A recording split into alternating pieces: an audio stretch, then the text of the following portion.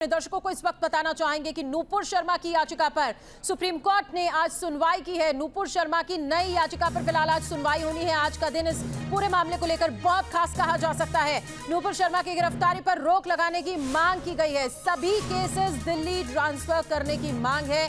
नूपुर शर्मा ने अपनी जान को खतरा भी बताया है। ऐसे में हम आपको बताना चाहेंगे नूपुर शर्मा की नई याचिका पर आज सुप्रीम कोर्ट में सुनवाई होनी है। नूपुर शर्मा की गिरफ्तारी पर रोक लगाने की मांग की गई है। अब ऐसे में देखना होगा सुप्रीम कोर्ट का क्या रुख होता है। दो तस्वीरें एक साथ आपके सामने हैं। गिरफ्तारी पर रोक लगे ये मांग की गई है नूपुर शर्मा की याचिका के जरिए, और दूसरी तस्वीर सुप्रीम कोर्ट में आज ये पूरे मामले पर सुनवाई होनी है। न सिर्फ गिरफ्तारी पर रोक लगाने की मांग बल्कि जो भी सारे केसेस हैं उनको दिल्ली ट्रांसफर करने की मांग भी इस याचिका के जरिए की गई है।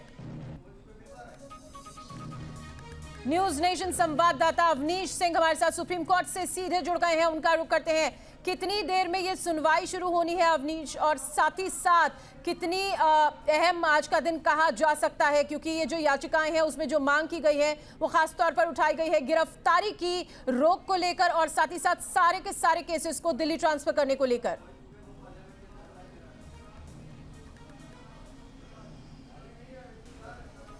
जी बिल्कुल, नूपुर की जो याचिका है वो बेहद अहम है, क्योंकि अभी से पहले 1 जुलाई को जब ये याचिका लगी थी तो सुप्रीम कोर्ट की ओर से जो जस्टिस सूर्यकांत और जस्टिस पारदीवाला की जो बेंच है उन्होंने इनको फटकार लगाई थी कि देश भर का माहौल आपके बयान की वजह से खराब है, जिसकी वजह से एक मुहिम भी चली। और उसके बाद अब जब नूपुर शर्मा ने दोबारा अर्जी लगाई है और ये कहा है कि सुप्रीम कोर्ट की टिप्पणियों के बाद उनकी जान को खतरा और बढ़ गया है, उन्हें धमकियां मिल रही हैं, और क्योंकि उनके खिलाफ माहौल पहले से ही विपरीत था, उनके खिलाफ 8 राज्यों में एफआईआर दर्ज थी, वो सुप्रीम कोर्ट इसलिए आई थी ताकि सभी मामलों की जो इन्वेस्टिगेशन है वो दिल्ली ट्रांसफ़र कर दी जाए।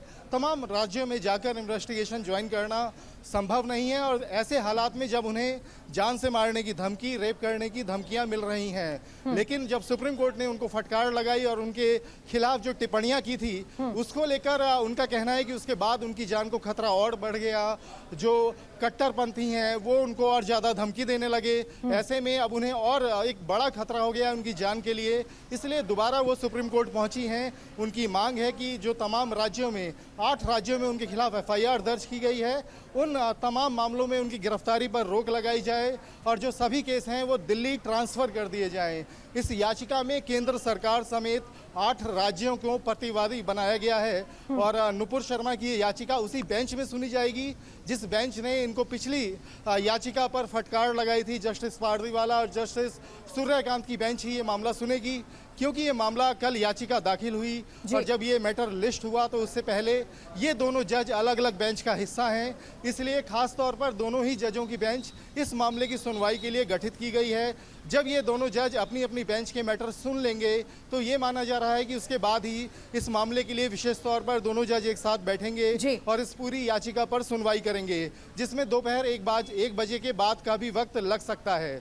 जी अवनीश, साथ ही जिस तरह से आपने भी बताया और खबरों में लगातार छाया रहा था कि कोर्ट की तरफ से फटकार लगाई गई थी नूपुर शर्मा को, ये बोलते हुए कि जो माहौल बिगड़ा है उसके लिए जिम्मेदार सिर्फ और सिर्फ आप हैं। ऐसे में आज इस पूरे मामले को लेकर जो सुनवाई होनी है, उम्मीद क्या की जा सकती है? आपकी कुछ लोगों से बात हुई होगी, कानूनी जानकार क्या मानते हैं इसे लेकर?